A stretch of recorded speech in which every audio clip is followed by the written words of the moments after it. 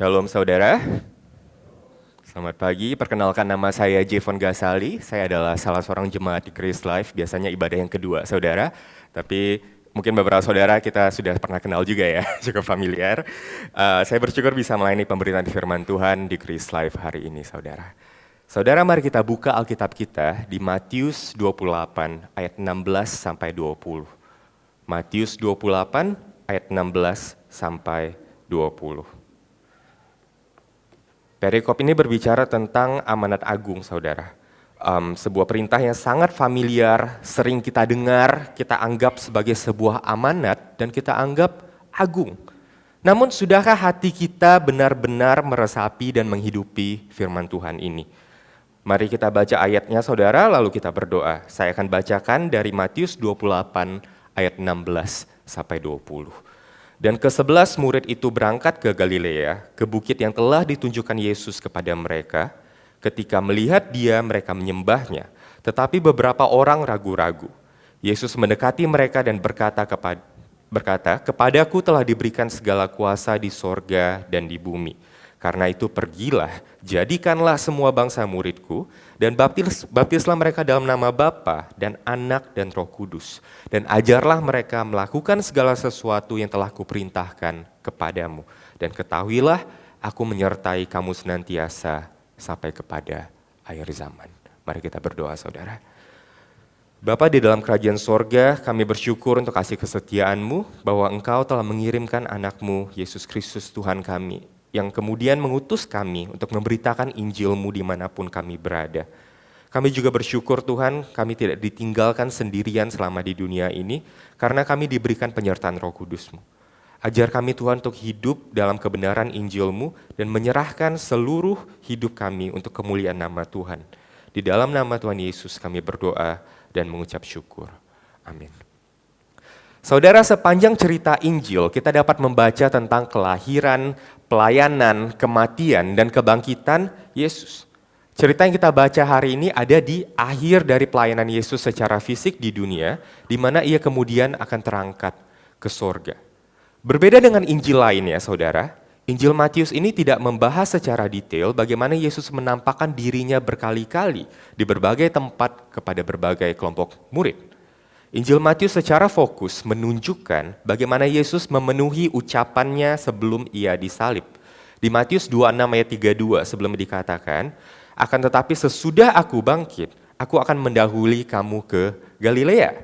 Di Matius 28 ayat 16 ini kita melihat episode di mana para murid berangkat ke Galilea, ke bukit yang telah ditunjukkan Yesus kepada mereka. Entah bukit ini adalah satu tempat yang familiar yang mereka biasa bertemu dengan Yesus waktu bersama-sama dengan Yesus sebelumnya, ataukah ini satu tempat yang Tuhan Yesus tunjukkan ketika ia menampakkan dirinya berkali-kali kepada murid, kita tidak tahu saudara. Tapi yang kita tahu 11 murid Yesus, tidak termasuk Yudas yang sudah mati gantung diri, berangkat ke Galilea dan menemui Yesus di atas gunung. Dan apa yang terjadi di sini saudara? Di ayat 17 kita baca, ketika para murid ini melihat Yesus, mereka menyembah Yesus. Ini tentunya adalah sebuah sikap yang baru. Mereka yang dahulu menganggap Yesus mungkin hanya sebagai guru atau rabi, tapi kini menyembah Yesus sebagai Tuhan. Tapi di sini juga dikatakan kita melihat beberapa dari mereka ragu-ragu. Apakah mungkin karena mereka merasa overwhelmed dengan pengalaman yang luar biasa ini saudara? Ataukah mungkin beberapa dari mereka mungkin merasa tidak layak untuk datang kepada Yesus dan menyembah dia. Kenapa? Karena mereka sudah menyangkal Yesus, meninggalkan Yesus, bahkan meragukan kebangkitan Yesus ketika Yesus sudah menampakkan diri kepada mereka. Namun bisa kita lihat apa yang Yesus lakukan kepada mereka. Bagaimana sikap Yesus kepada para murid yang ragu-ragu ini? Bagaimana Yesus merespon saudara? Di ayat 18 dikatakan Yesus mendekati mereka dan berkata, "Kepadaku telah diberikan segala kuasa di sorga dan di bumi. Karena itu pergilah jadikanlah semua bangsa muridku dan ketahuilah aku menyertai kamu senantiasa sampai kepada akhir zaman." Kepada murid yang pernah meninggalkan dia, menyangkal dia, meragukan kebangkitannya, Yesus bukan yang mengungkit-ungkit, guilt trip, gaslight saudara, tapi Yesus malah mendekati mereka dan mengutus para murid yang sebenarnya tidak bisa dipercaya ini saudara. Para murid yang sesungguhnya tidak layak diberikan perintah untuk pergi dan menjadikan semua bangsa murid Kristus yang kita kenal sebagai amanat agung. Saudara, amanat agung ini memang diterima secara umum oleh kebanyakan gereja hari-hari ini. Tapi ini pun tidak tanpa perdebatan, saudara. Isu utamanya adalah apakah amanat agung ini berlaku hanya untuk para rasul saja, untuk para misionaris saja, ataukah untuk semua orang Kristen?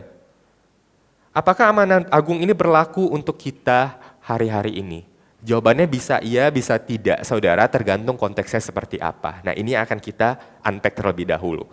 Pertama, secara konteks, amanat agung memang diberikan kepada ke-11 rasul, bukan kepada semua murid.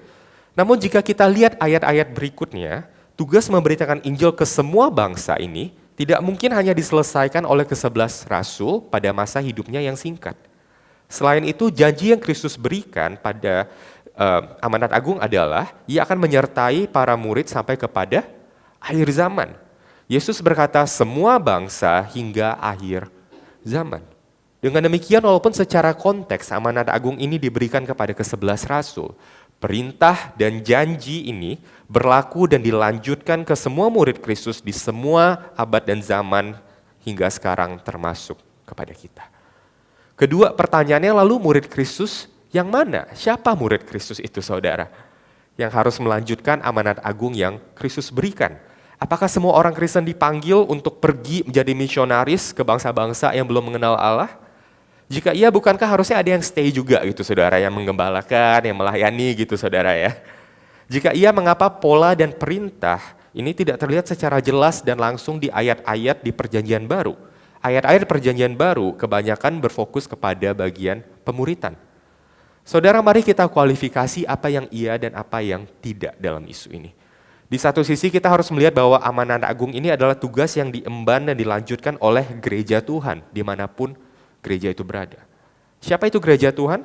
Kita semua adalah gereja Tuhan, saudara. Tapi saudara, di sini kita juga lihat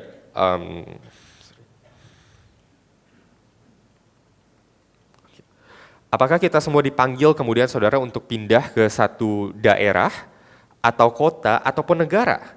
Tentu tidak, saudara. Kita semua dipanggil tapi untuk dua hal. Hal pertama, jika kita tidak pergi, maka kita perlu mendukung dan mendoakan mereka yang dipanggil untuk pergi. Dan hal kedua, jika kita tidak dipanggil untuk pergi, kita semua tetap dipanggil untuk pergi dalam skala lebih terbatas ke orang-orang di sekitar kita, untuk terus membagikan iman kita dan melakukan pemuritan. Dengan demikian, konteks amanat agung ini berlaku bagi kita semua, baik dalam skala misionaris, dalam skala gereja, maupun dalam skala individu. Lalu saudara, jika amanat agung ini berlaku untuk kita, sudahkah kita melakukannya? Apa yang menghalangi kita untuk melakukan amanat agung yang Kristus perintahkan kepada kita? Dan bagaimana kita dapat menemukan kekuatan untuk memenuhi panggilan Tuhan, untuk memberitakan Injil dan melakukan pemuritan ini. Nah, inilah yang akan kita gali hari ini, saudara. Kita akan melihat masalah hati yang mungkin kita hadapi, sadar ataupun tidak. Lalu kita akan melihat bagaimana pengharapan dalam Kristus bisa memampukan kita untuk taat. Jadi saudara, pertama dari ayat 18 kita akan lihat bagaimana akar dari kepasifan kita dalam melaksanakan amanat agung sebenarnya adalah karena kita ingin bebas. Kita memberhalakan kebebasan dalam hidup kita nggak mau diatur sama firman Tuhan, makanya kita pasif dalam hal ini. Kedua, dari ayat 19a, kita akan melihat bagaimana komunitas bisa membantu kita melakukan pemuritan, tapi juga bisa menjadi penghambat untuk kita menginjil. Berhala komunitas. Dan ketiga, kita lihat dari ayat 19b, tadi kan Yesus memerintahkan kita untuk pergi ke semua bangsa. Kita akan periksa hati kita. Apakah pandangan etnis kita merupakan penghalang untuk membagikan Injil kepada bangsa-bangsa yang lain, kepada semua bangsa? Tiga hal yang akan kita bahas: berhala bebas, berhala komunitas, dan berhala ras. Saudara, dan di akhir kita akan melihat bagaimana Yesus mengubah semuanya ini. Bagaimana dengan melihat kepada Kristus kita bisa mematikan berhala kita dan hati kita akan dibakar dan dimampukan untuk menjawab amanat yang Tuhan berikan kepada kita. Jadi tiga hal: berhala bebas, berhala komunitas, dan berhala ras. Yang pertama adalah berhala bebas.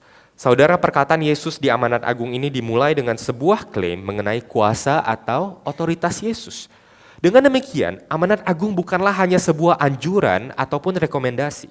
Amanat Agung adalah sebuah perintah yang secara tegas didasarkan pada kuasa di atas segala kuasa. Kuasa Yesus sendiri, otoritas Yesus sendiri. Dengan demikian saudara, ketika kita menolak untuk melaksanakan Amanat Agung, yang kita sedang tolak bukan hanya amanatnya. Yang sedang kita tolak adalah kuasa atau otoritas dari si pemberi amanat tersebut, Kristus sendiri. Sekali lagi, ketika kita menolak untuk melakukan Amanat Agung, yang kita tolak bukan hanya perintahnya, yang kita tolak adalah pemberi perintah tersebut. Karena perintah itu didasarkan secara tegas pada kuasa Yesus sendiri. Tanpa kita sadar, bagaimana kita melihat dan merespon kepada Amanat Agung ini adalah sebuah indikator hati. Di mana kita saat ini berada, saudara. Apakah kita menerima otoritas Kristus dalam hidup kita? Ataukah kita lebih memilih bebas melakukan segala sesuatu apapun kita mau tanpa ada otoritas di atas kita? Namun mengapa hal ini bisa terjadi, saudara? Mengapa kita ingin bebas? Mengapa kita membenci otoritas? Pertama, saudara, dari zaman Adam dan Hawa, nenek moyang kita sudah lihat betapa hati manusia itu sangat ingin bebas. Ketika ular mencobai Hawa, apa yang ular katakan mengenai buah terlarang itu, saudara? Tetapi ular berkata kepada perempuan itu, sekali-kali kamu tidak akan mati. Tetapi Allah mengetahui bahwa pada waktu kamu memakannya, matamu akan terbuka dan kamu akan menjadi seperti Allah, tahu tentang yang baik dan yang jahat. Ada dua hal di sini, saudara. Pertama, Hawa bisa bebas dan menjadi setara dengan Allah. Hawa tidak perlu terbelenggu oleh aturan ini lagi. Hawa bisa menjadi Allah atas hidupnya sendiri. Tapi yang kedua, iblis juga ingin membuat Hawa merasa bahwa Allah adalah Allah yang jahat. Allah tahu ketika kamu memakannya, kamu akan menjadi seperti Allah. Allah nggak mau itu terjadi. Allah menahan-nahan hal yang baik dalam hidupmu. Tanpa kita sadar, ini juga adalah cerita yang terjadi di era pasca modern sekarang, saudara. Di zaman sekarang, kata kekuasaan atau otoritas dilihat secara negatif. Semua bentuk otoritas atau institusi itu sedang diserang, baik keluarga, sekolah, gereja, pengadilan, pemerintahan. Semua bentuk otoritas sedang diserang, saudara. Mereka sering dianggap gagal melindungi dan malah menindas. Ada sebuah ketidakpercayaan masif yang terjadi terhadap segala bentuk otoritas. Hal ini tentu berasal dari berbagai bentuk kecewaan yang berlarut-larut tentang bagaimana otoritas manusia dimanapun itu sama-sama tidak bisa memenuhi apa yang kita harapkan, saudara. Perbedaan zaman dan pengaruh budaya inilah yang kemudian menjadi dasar mengapa mungkin kita sering bertanya, kok anak-anak sekarang sama orang-orang dulu itu berbeda ya? Kayaknya orang-orang dulu itu masih mau taat norma, taat hukum. Kenapa? Karena orang-orang dulu masih punya kepercayaan setidaknya pada otoritas. Tujuannya lebih kepada nilai hidupnya, saya mau menjadi orang yang baik dalam masyarakat, mengikuti norma-norma yang ada. Anak sekarang, akibat ketidakpercayaan masif kepada otoritas yang menindas mereka, mereka merasa apa? Saya mau bebas. Walaupun saya nggak baik, walaupun masyarakat nggak menganggap saya manusia yang baik, yang penting saya bahagia dan saya bebas. Bagaimana jika kita menemukan diri kita pada zaman ini, dan apakah ini yang menjadi penghambat kita untuk bisa tunduk kepada otoritas Kristus? Namun saudara, pada kenyataannya tidak ada orang yang benar-benar bebas. Ketika kita menolak satu otoritas, kita akan secara otomatis berada di bawah otoritas lainnya. Ketika kita menolak, ketika kita berada di bawah otoritas agama, kita akan taat kepada aturan agama. Agama menjadi otoritas kita. Namun kalau kita menolak otoritas agama yang terkesan menindas, dan yang terpenting bagi kita adalah saya bahagia dan saya bebas, maka kita juga tak akan hidup di bawah aturan-aturan baru. Bagaimana seseorang bisa bebas dan bahagia? Apakah itu letting go of toxic friends, belajar hidupin positive emotions, ataupun berusaha mengabaikan apa kata orang, itu pun semua aturan, saudara. Dan kita hidup lewat aturan itu.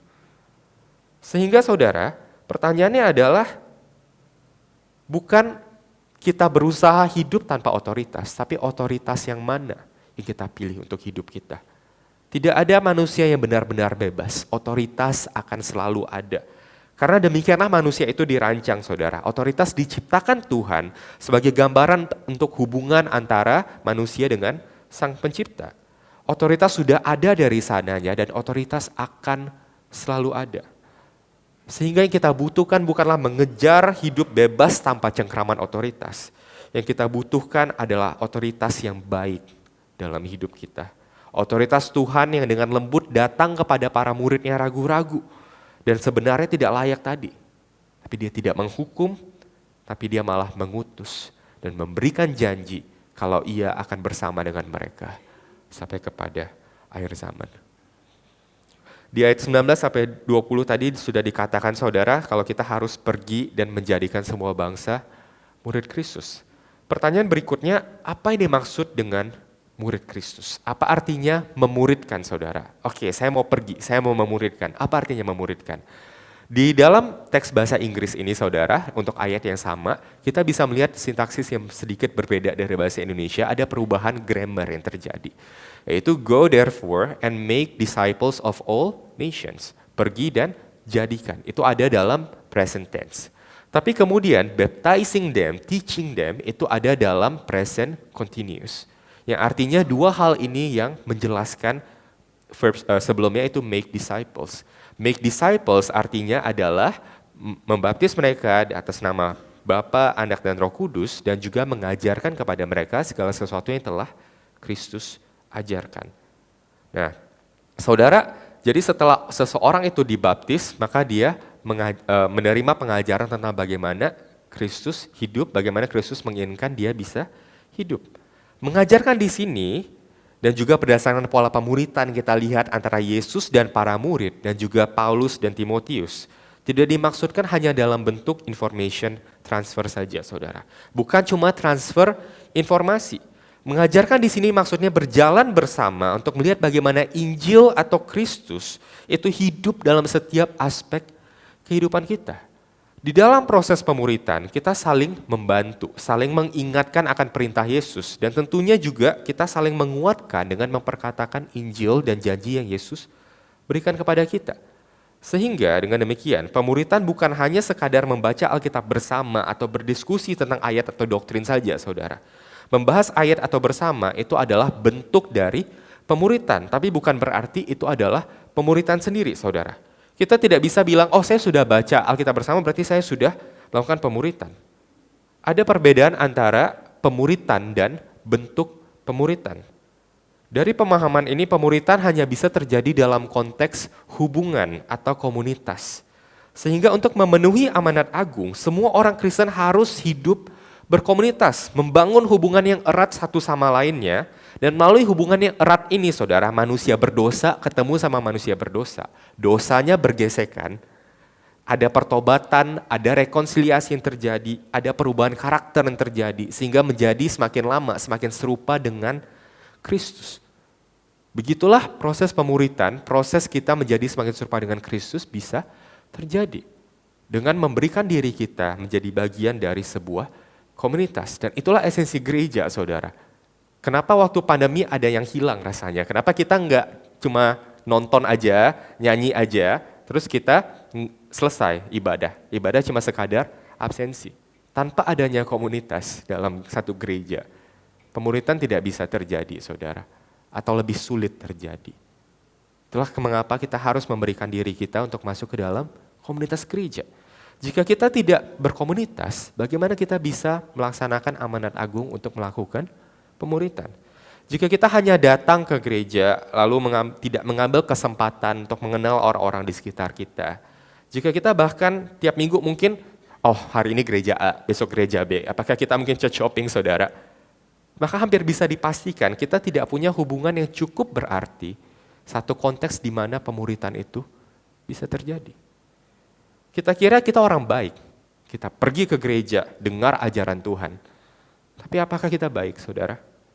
Kita bukan murid Kristus, kita hanya konsumen gereja.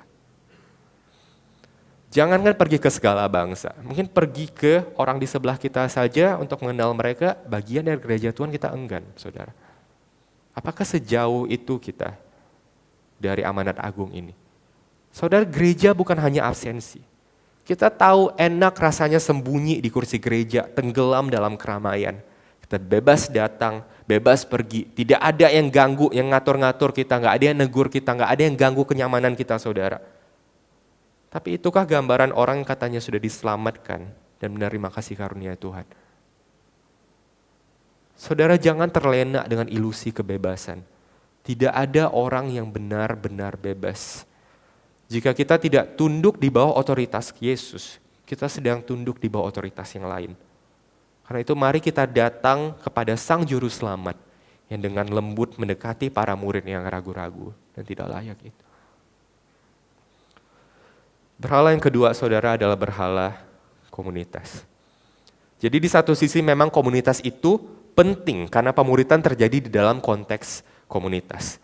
Tapi di sisi lain, komunitas ini juga adalah hal yang berbahaya, saudara, jika kita berhalakan. Ada setidaknya 3 hal yang harus kita perhatikan. Pertama, saudara, kita bisa menjadi begitu terlena dengan komunitas, berkat yang baik yang Tuhan berikan. Kita berhalakan, sehingga kita tidak lagi mau mengambil kesempatan untuk membagikan Injil kepada orang lain. Ketika komunitas menjadi berhala, maka kita akan mulai bertindak secara eksklusif dalam gereja. Kita bisa menjadi terlalu nyaman dengan kelompok kita sendiri, tidak membuka ruang untuk orang-orang baru dapat masuk dan menjadi murid Kristus juga bersama dengan kita. Kita akan ke gereja karena dan untuk teman kita. Jadi di satu sisi kita bisa enggan berkomunitas, di sisi lain kita bisa berhalakan komunitas. Namun saudara, gereja bukan social club. Jika kita memberhalakan komunitas dalam gereja, apa bedanya gereja dengan social club di luar sana? Apa gunanya Kristus mati dan menebus kita dan menebus gerejanya? Komunitas gereja yang sehat adalah komunitas yang didasarkan pada Injil. Komunitas yang akhirnya saling mengingatkan satu sama lain mengenai Injil Kristus. Komunitas di mana percakapan yang ada membantu sesamanya mengaplikasikan Injil dalam kehidupan. Komunitas di mana mereka yang tadinya tidak mengenal Tuhan bisa mengenal Tuhan. Jika kita kehilangan esensi Injil dalam komunitas gereja, maka komunitas gereja telah menjadi sebuah social club.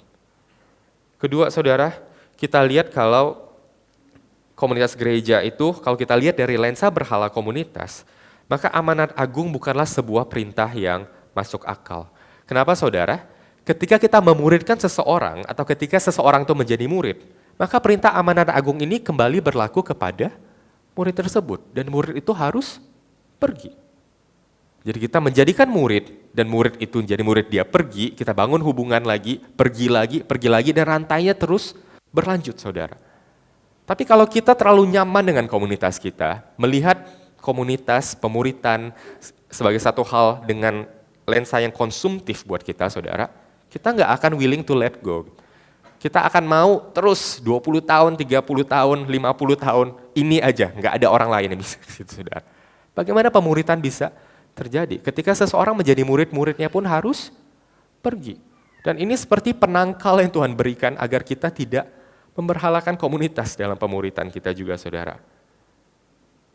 Saudara, namun realita ini sesungguhnya tidak terjadi hanya dalam komunitas gereja dan pemuritan, saudara. Tidak ada hubungan yang abadi di dunia ini. Hubungan pertemanan satu saat dapat berubah, ada yang pindah rumah, pindah kota, pindah tempat kerja, pindah tahapan hidup. Dan ada di masa di mana kita tidak bisa berteman seperti dulu lagi. Bahkan hubungan pernikahan yang paling erat sekalipun, saudara. Satu hari salah satu pasangan akan meninggalkan dunia ini terlebih dahulu.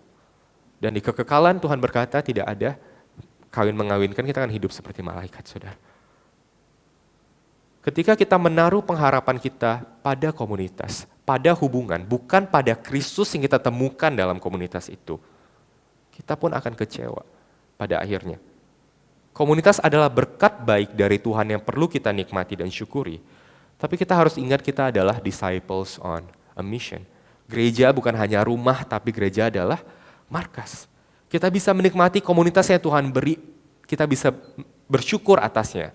Tapi saudara, Saat bersenang-senang menikmati berkat komunitas secara penuh itu bukan sekarang, tapi nanti di kekekalan saat kita sudah dipersatukan dengan Juru Selamat kita, muka dengan muka, saat tidak ada lagi tangis, duka, dan dosa. But we are on a mission. Dan itulah misi yang Tuhan berikan kepada kita, untuk pergi dan menjadikan semua bangsa murid Kristus. Ketiga saudara, walaupun demikian, walaupun di satu sisi komunitas gereja memang harus berdasarkan pada Injil, menjadi komunitas yang menyingkapkan kebenaran Injil, di sisi lain kita juga tidak boleh membangun komunitas atau pertemanan hanya atas dasar pemuritan atau pelayanan saudara. Itu tidak alkitabiah dan cukup mengerikan saudara, kalau kita hanya memuridkan, hanya berteman untuk alasan pemuritan saudara. Yang terjadi adalah kita menjadi monster-monster rohani, yang seakan melakukan pemuritan tapi kasih kita tidak murni. Kasih kita pun harus tulus, mengalir dari hati kita dan tidak dibuat-buat. Karena Kristus telah mengasihi kita, maka kita mengasihi sesama kita. Dengan demikian penginjilan dan pemuritan tidak boleh kita lihat sebagai sebuah program saja. Penginjilan dan pemuritan adalah buah dari keselamatan yang kita terima. Kasih Tuhan yang mengalir ke hati kita lah yang memampukan kita dan kita kemudian menjadi melakukan pemuritan. Sehingga dalam kekristenan kita tidak fake it till make it, saudara. Sampai jadi benaran, coba-coba sampai jadi benaran gitu saudara ya. Di dalam kekristenan kita diubahkan dulu dari hati di dalam kita. Dan itulah yang kemudian keluar. Penginjilan dan pemuritan adalah buah dari keselamatan kita. Sehingga jika kita lihat chart ini saudara, mengenai perintah menginjil dan memuridkan, di satu sisi kita tidak boleh enggan berkomunitas, di sisi lain kita tidak boleh memberhalakan komunitas. Di satu sisi kita tidak boleh melihat gereja hanya sebagai social club, cuma buat saya have fun saja. Di sisi lain juga kita tidak boleh menjadi monster-monster rohani yang kayak berkomunitas hanya untuk pelayanan saja, untuk memuridkan saja saudara. Ketika Injil hilang dari kehidupan kita, kita bisa sangat rawan jatuh kepada salah satu ekstrem ini saudara. Saudara, terakhir saudara, di ayat ini Yesus juga berkata, karena itu pergilah, jadikanlah semua bangsa muridku. Semua bangsa saudara. Ini adalah satu hal yang menarik dari ayat ini. Yesus memerintahkan para murid untuk menjadikan semua bangsa murid Kristus. Dan ini sebuah perintah yang unik dan mungkin baru. Kenapa saudara? Perintah ini diberikan kepada sekelompok orang-orang Yahudi yang mungkin tidak pernah bepergian meninggalkan bangsa mereka. Terlebih lagi mereka adalah bangsa yang begitu bangga dengan status mereka sebagai umat pilihan Allah. Mereka melihat bangsa-bangsa lain sebagai bangsa yang kafir. Dan sepanjang cerita gereja mula-mula, kita lihat bagaimana mereka pun bergumul memahami perintah Kristus ini untuk menjadikan segala bangsa murid Kristus. Untuk memahami ini saudara kita bisa lihat urutan kejadian di Alkitab. Jadi Matius, Markus, Lukas, Yohanes berisi tentang kehidupan Yesus dari awal sampai dia kemudian bangkit dan naik. Lalu di kisah para rasul mulailah kisah gereja mula-mula. Lalu apa yang terjadi di sini saudara? Kita akan lihat saya akan summarize secara sedikit saudara, di mana poin-poin ini bisa dihubungkan. Di kisah Rasul pasal pertama kita lihat para murid berkumpul, di pasal kedua Roh Kudus dicurahkan dan gereja Tuhan terus bertumbuh. Tapi apa yang terjadi di pasal 10, kita kalau saudara ingat mungkin Petrus pernah menerima penglihatan dari sorga.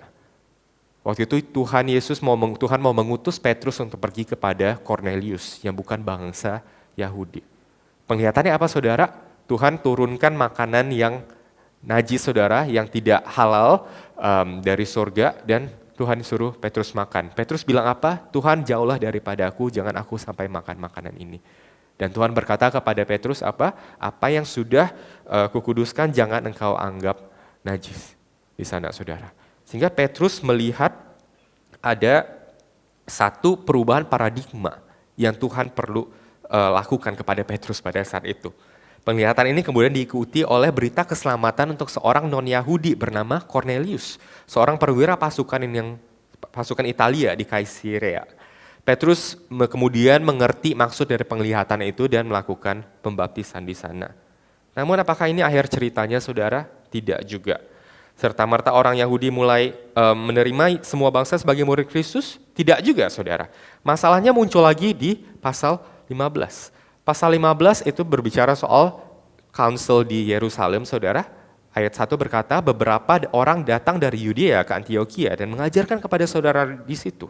Jikalau kamu tidak disunat menurut adat istiadat diwariskan oleh Musa, kamu tidak dapat diselamatkan. Akhirnya mereka berdebat lagi, berdiskusi lagi, sampai akhirnya Yakobus yang bilang, kita tidak boleh menghalangi bangsa lain untuk berbalik kepada Tuhan dan untuk diselamatkan. Bayangkan ini rasul yang terima perintah langsung dari Yesus untuk memberitakan Injil kepada semua bangsa. Apakah itu akhir dari segalanya, saudara? Enggak juga, saudara. Kita lanjut di Galatia 2 lagi. Galatia 2 apa yang terjadi, saudara? Di sana Paulus menegur Kefas. Kefas adalah nama lain dari Petrus. Paulus menegur Petrus kenapa? Karena ketika ada orang-orang yang datang dari Yerusalem, yang disebut Judaizer, kaum legalis, dia tiba-tiba nggak mau makan sama orang non-Yahudi. Karena menurut orang Yahudi itu najis, saudara. Tapi sebelumnya dia mau. Dan kapan itu terjadi, saudara? Di Galatia 2 ayat 1 itu terjadi setidaknya 14 tahun setelah Saulus diubahkan menjadi Paulus dan bertobat. Saudara, begitu dalamnya lah masalah etnis dan rasisme, bahkan di gereja, mula-mula, saudara. Lalu bagaimana dengan kita? Apakah afinitas dan loyalitas budaya serta etnis kita menjadi penghambat untuk kita memenuhi panggilan untuk menjadikan semua bangsa murid Kristus? Apakah keengganan kita untuk berinteraksi dengan orang-orang yang berbeda etnis dengan kita membuat kita tidak bisa membawa Injil kepada mereka? Apakah ada superioritas ras yang kita rasakan sehingga kita tidak bisa memenuhi panggilan Tuhan? Jika iya, maka kita pun perlu bertobat, saudara. Saudara, ketika kita menjadi orang Kristen, ada identitas baru yang kita terima, yaitu identitas Injil. Sehingga mengenai permasalahan ini, pertanyaannya terdalam adalah, apakah identitas Injil kita lebih tinggi daripada identitas ras kita? Ataukah identitas ras kita lebih tinggi dari identitas Injil kita? Ada seorang dari etnis tertentu, saudara, yang pernah saya dengar bilang seperti ini. Memang berteman sama etnis kita itu nyaman. Tapi begitu ada masalah, semuanya kabur.